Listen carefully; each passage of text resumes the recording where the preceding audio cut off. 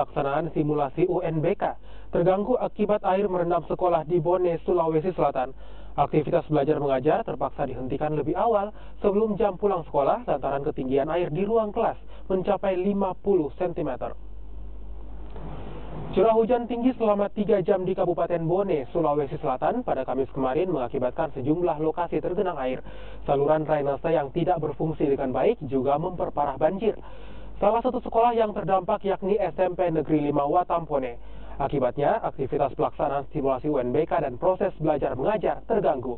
Air merendam hampir seluruh ruangan kelas hingga mencapai 50 cm, hingga pihak sekolah memulangkan siswanya lebih awal.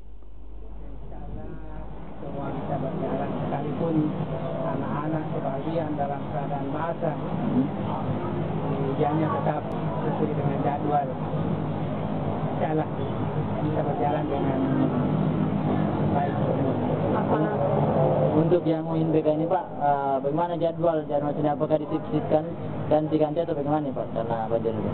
Kalau dari sesi pertama, kedua tidak ada masalah karena tidak yang masalah itu hanya sesi ketiga saja karena hujannya dulu sekitar jam 12 ke atas.